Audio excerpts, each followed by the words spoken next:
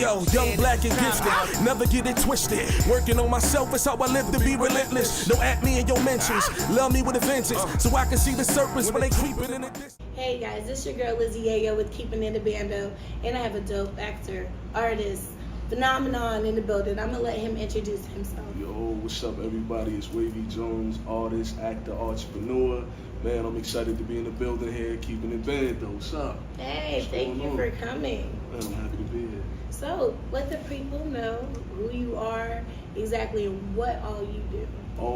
Well, I'm definitely an active. If you've seen it, I've been on Wu-Tang The American Saga, Reprisal on Hulu. I've been on Apple TV. We've got a lot of different films coming out, you know what I'm saying? And I've also been rapping, especially if you guys are familiar with me here in the Fayetteville area too. But you know what I'm saying? We're just trying to take things a little bit more global. Amen. Yeah.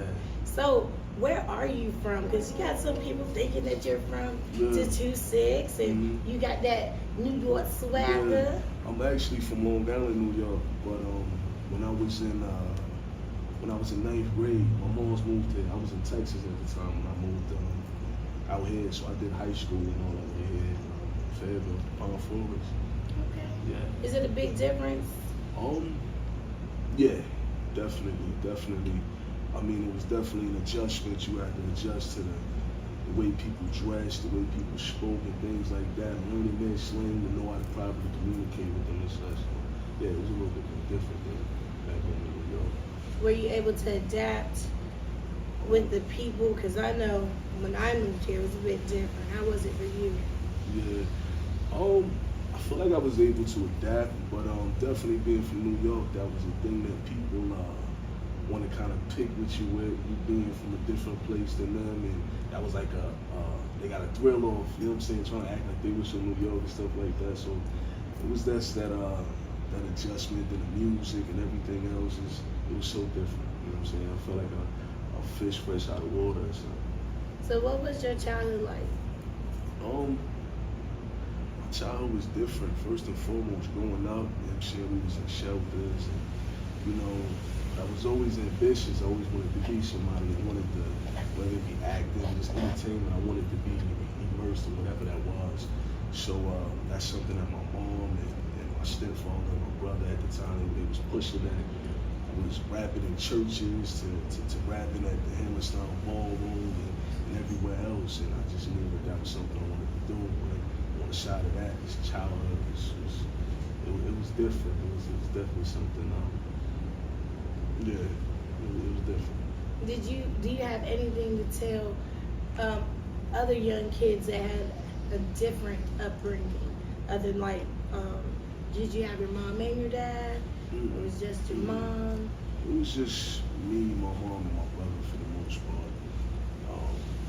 Growing up, and that's when we had went through something happened between my dad and my brother, which ended up causing us to have to go into the shelter and move a different way. So yeah, but just growing up was a little different, not having a father, and that's like essential in the household. It's always dope to have that father, so you have the balance of mommy and daddy, but we didn't have that. So I kind of clinged on to hip hop and you know what I'm saying, different people that I knew growing up, my grandfather, and, you know, different male role models that came in my life.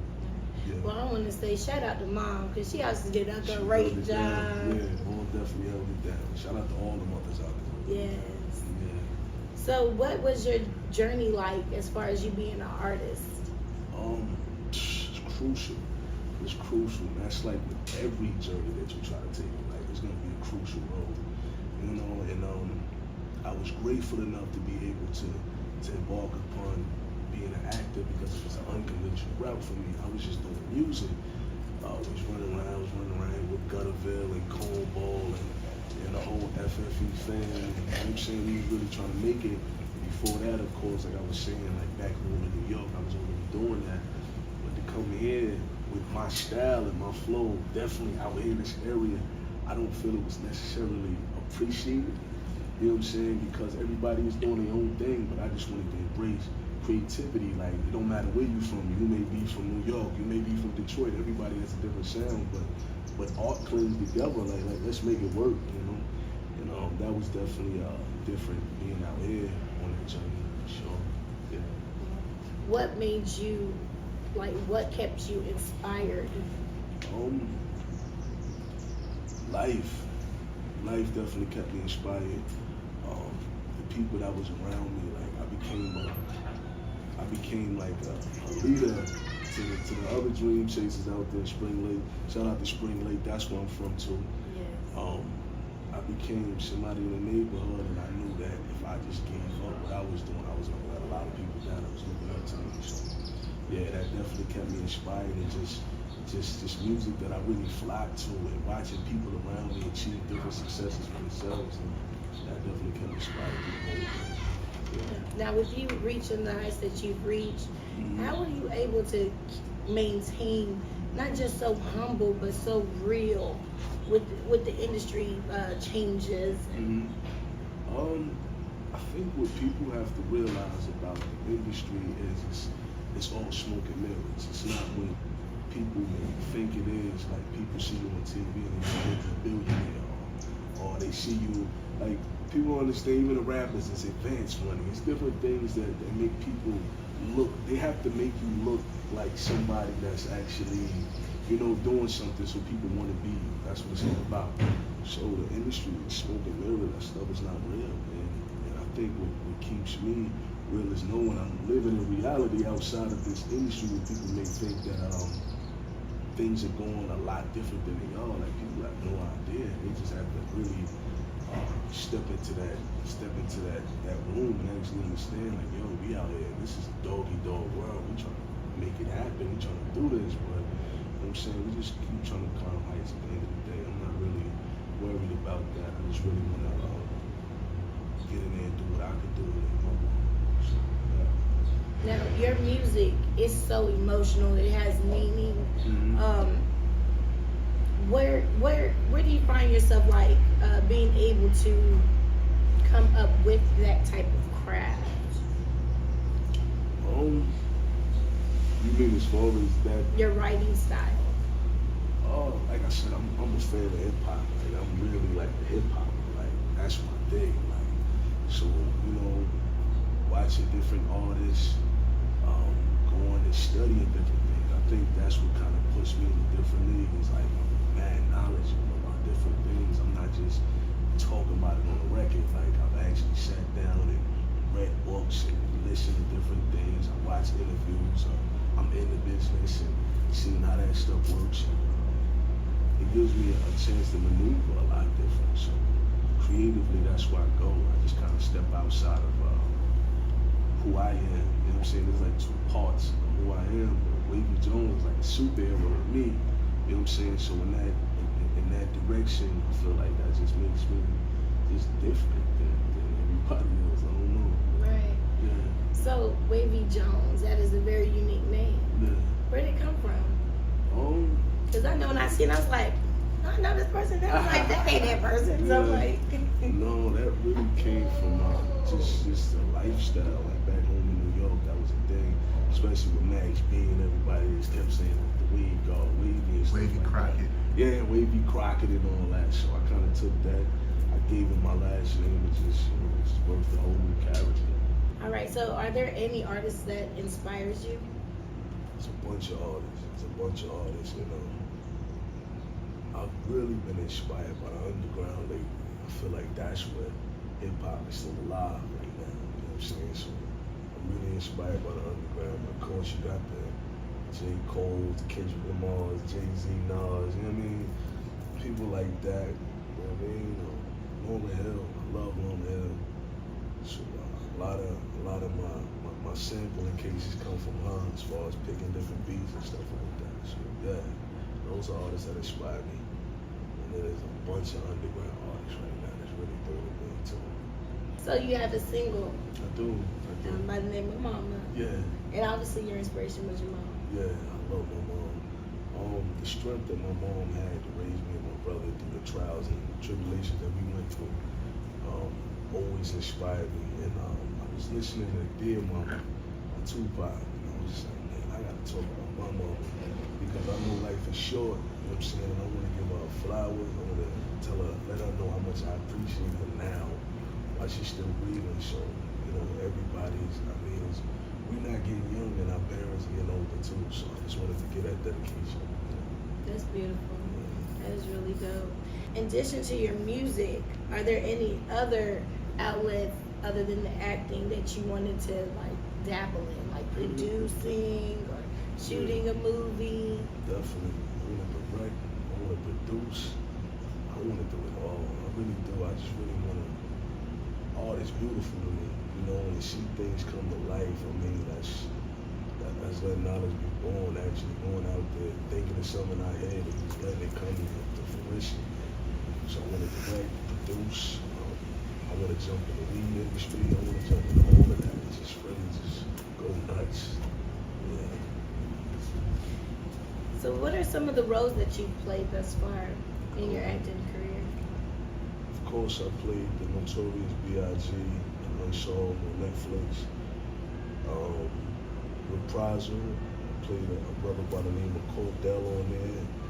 Dickinson, that's on Apple TV.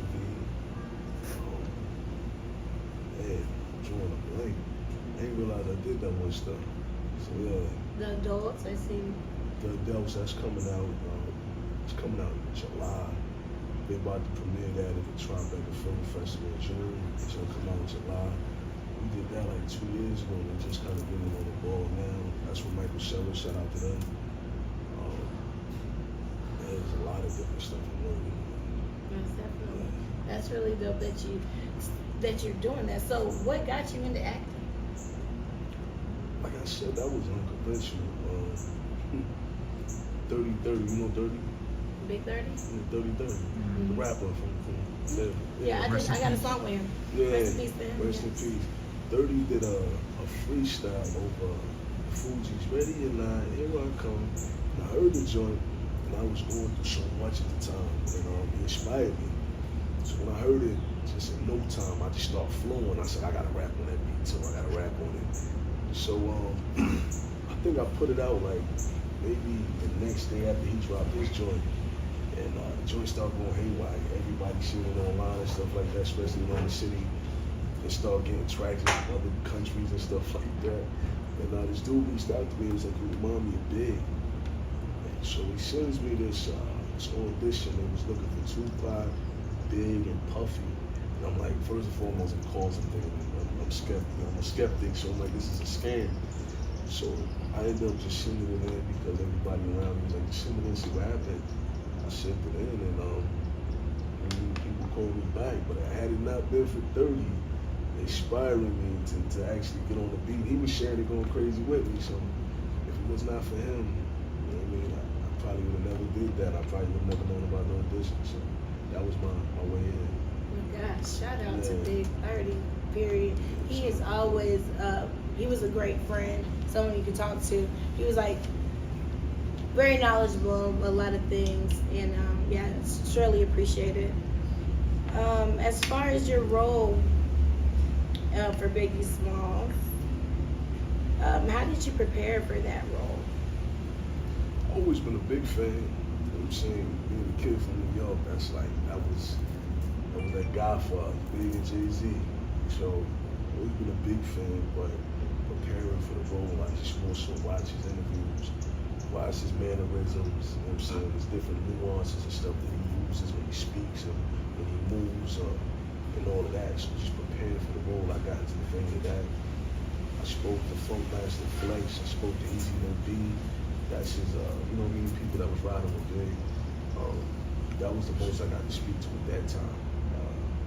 Niggas kind of let me know some different insights. And then, of course, by filming, a lot of the producers and writers like had a relationship with Big. Like I was set. It was like I was set directors, our set designers, our wardrobe people. Like they had some type of connection with Big. So we all just sat down and we used to go listen to the music, watch interviews, watch performances, and I was able to kind of get into that vein from there. The Notorious B.I.G. has an enormous impact on the music industry and hip-hop culture. How did you approach capturing his essence and making the character your own?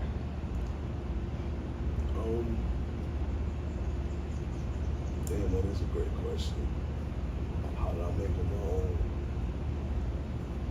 I mean, it doesn't matter who you try to portray in life. If you try to portray Jay, if you try to play Al Sharpton or whoever, it's always gonna be what you see.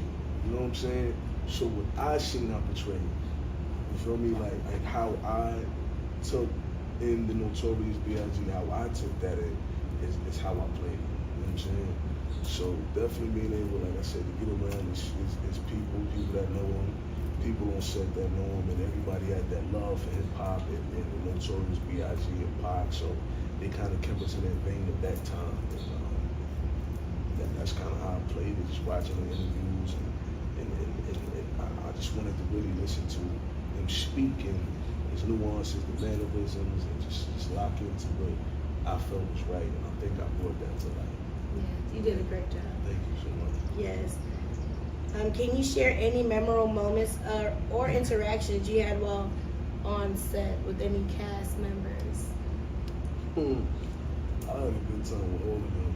You know, everybody. That set is still to this day one of the greatest sets I've ever been. I've been on a lot of different sets after that, and that set right there, just, you know, the love on it. I feel like it was black people coming together with this love for hip hop. You know what I mean? Of course, shout out to everybody else, the cops that was in it and stuff like that. But that set was full of love. Shout out to Anthony Hemingway, our amazing director. You know what I'm saying? Because he kept things just so loving, and for it to be my first time on set, period. Like, I feel like he really he locked that down for us. So I just had a good time with everybody. Nice. How were you able to still honor the legacy of Biggie Smalls while also bringing your unique interpretation to the character? My appreciation outside of what we did with the show, I was able to work with his family. We brought Big to the metaverse. We've been working on that joint for like 3 years. Me and his people, the state reached out to me, and I had always wanted to.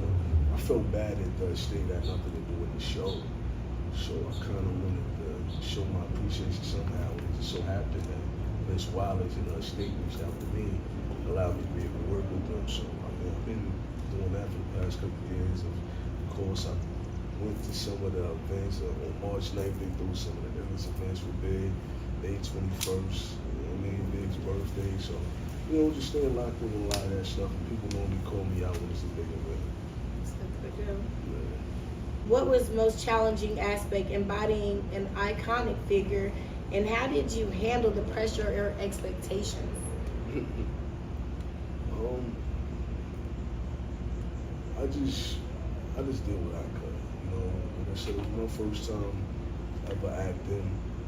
Of course, there was already a portrayal. Shout out to Jamal Willard. He did a great job, and Notorious portraying him. I just wanted to do what I could do. You know what I mean? So, yeah. What message or legacy do you hope that the viewers take away from your portrayal of Biggie Smalls in the Netflix series?